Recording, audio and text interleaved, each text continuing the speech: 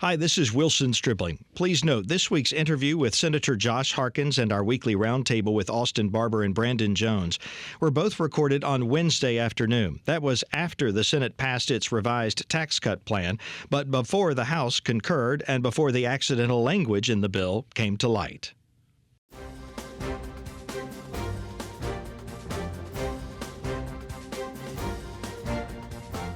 Now let's hear viewpoints from both sides of the aisle. We welcome Austin Barbour and Brandon Jones to our MPB studios. Austin is a Republican strategist and founder of the Clearwater Group. Brandon is an attorney and a former Democratic member of the Mississippi House. Welcome back, gentlemen. Just point out a couple of things. First of all, we are recording this on Wednesday, so if anything we say sounds a little out of date, or if we accidentally say yesterday or something, remember yesterday means Tuesday. Anyway, it's Wednesday. And if you're listening and not watching, I encourage you to get on YouTube and see the video version so you can see how much how Austin dressed up for us today. Brandon made the joke. I thought it was casual Friday today, but it is Wednesday. My daughter had a track meet. I had to go battle pollen and heat. And that's why you're in a baseball cap and I'm in a baseball cap. But I am Austin City Limits, so I am on message for it's as MPB. Good. Honestly, it's as good as you've ever looked in. Thank there. you. I like the T-shirt. Thank you. So check us out on YouTube if you want to see the T-shirt and cap that Austin is wearing today. All right, let's get into the tax reform bill. We just had a good conversation with Senator Josh Harkins. Austin, you've been observing what the Senate's been up to this week. What do you make of it so far? Yeah, I was actually in Senate Finance, which usually meets in 216, the old Supreme Court chambers, which is a big old room on the second floor on the Senate side, but it met in 409. Whew, there's a lot of people jammed into one room on, I guess, Tuesday. Listen, we started that. This is no way to have like a little itty bitty conversation about this because it's so nuanced. And if you're listening, hang in with us here because this will be a fun conversation because my friend over here and I are going to vastly disagree on this. But listen, when we started this conversation, Brand was like, well, what's the purpose of, what we're doing? And I said, look, I think any debate on tax reform is a good debate. And that is what has happened. The House had a very solid proposal that they came up with that they worked really hard on, House Bill 1, which is, still the bill that's been amended and, passed on both sides. And the Senate came out later with their proposal.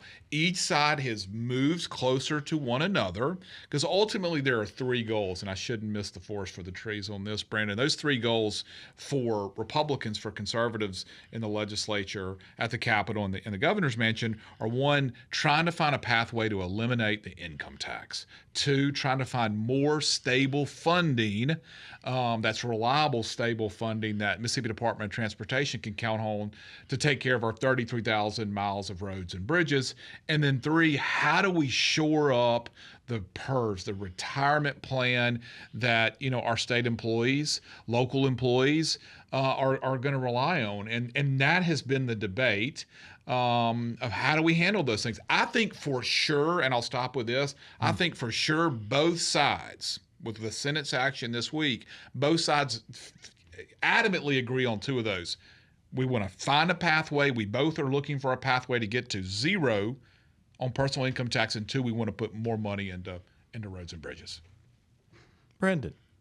I think when you're not encumbered with like a dress-up shirt and a collar, you just get looser. It's good. It's kind of like man on the street. Ranting and raving over Never here. loose with the facts. The only one of those issues that you mentioned that's a real issue, that's like actually something where the bill is due now and we need to make sure that we're thinking about it, is funding for our infrastructure. PERS is not bankrupt. It's paying all of its recipients. It could probably do that for what experts say about another 30 years. It's not in any type of like crisis moment right now. That's invented.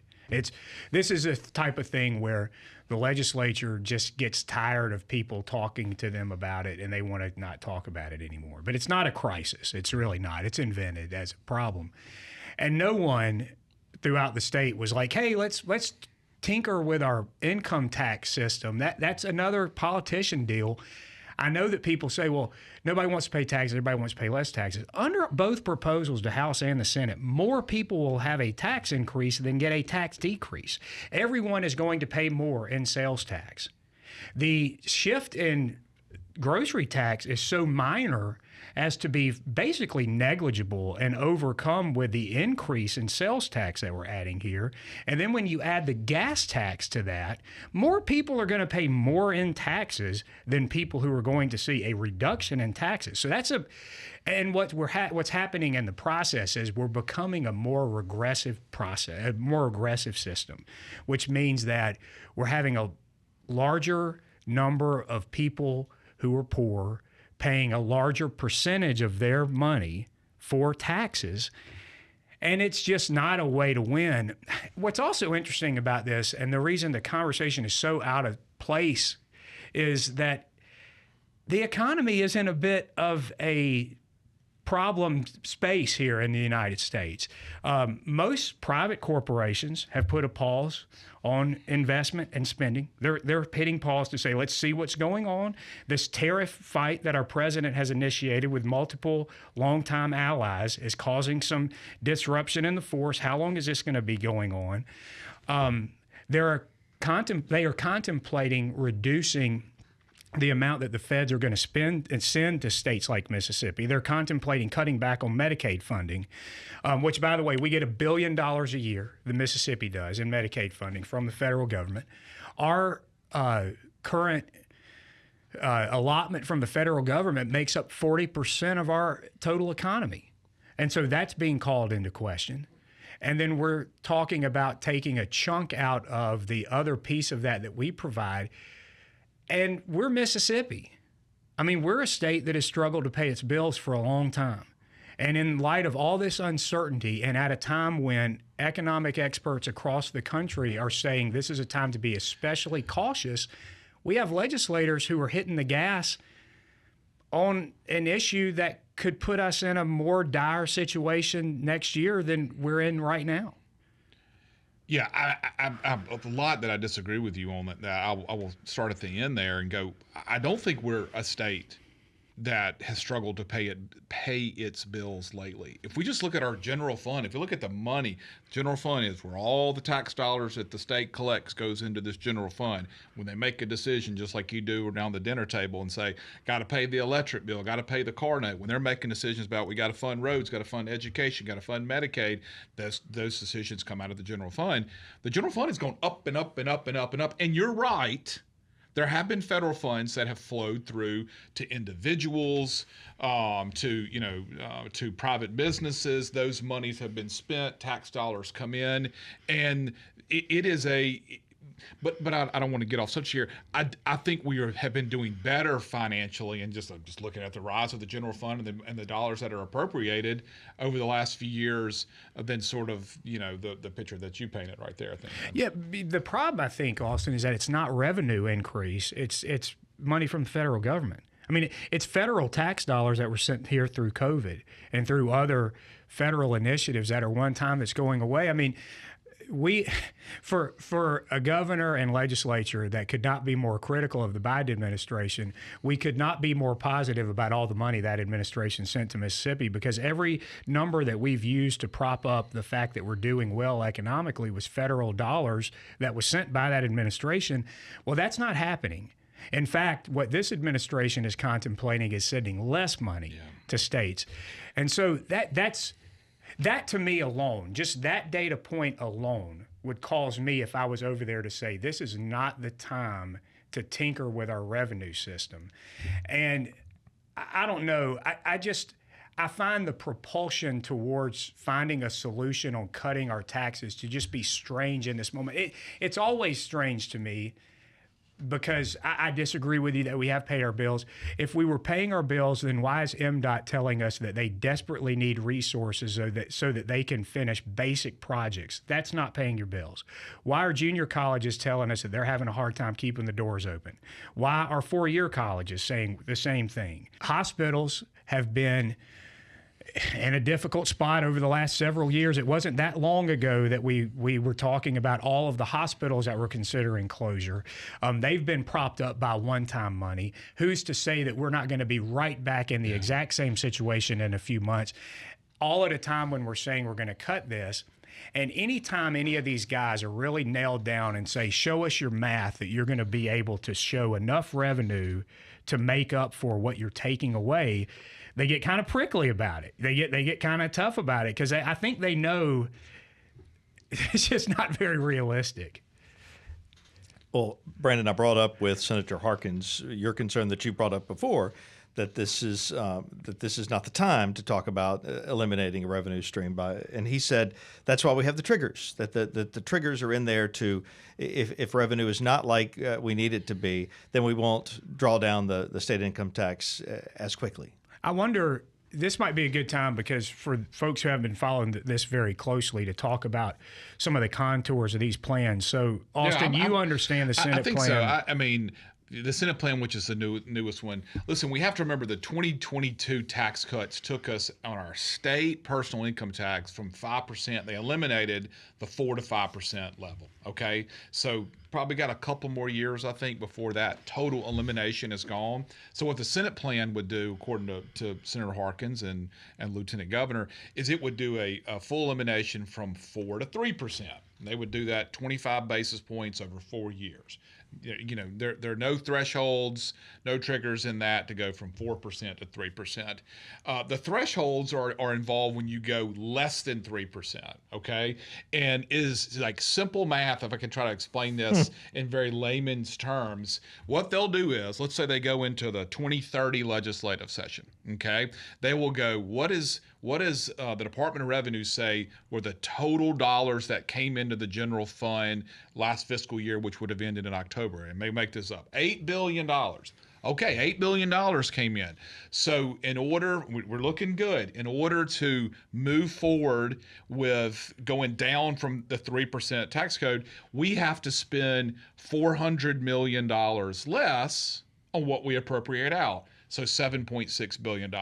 I'm using that as loose terms. It may be $475 million or $501 million, but it's a roundabout number that they are going to essentially be based upon looking at to determine, will the quarter point, 20 basis points, 25 basis points, 30 basis points, you know, have we brought in enough money and we're spending less than that in order to do this? And what Josh Harkins said, and I know the speaker came out and said, hey, we're not against that on the threshold, the trigger language, if we know that there's an applicable way to do that, if it's a reality that will happen, and Harkins would say, hey, listen, if the economy's not good, if you're right and it's just all a bunch of federal dollars and we have a sugar high off those and we're going to fall off the cliff, well, there won't be a tax cut.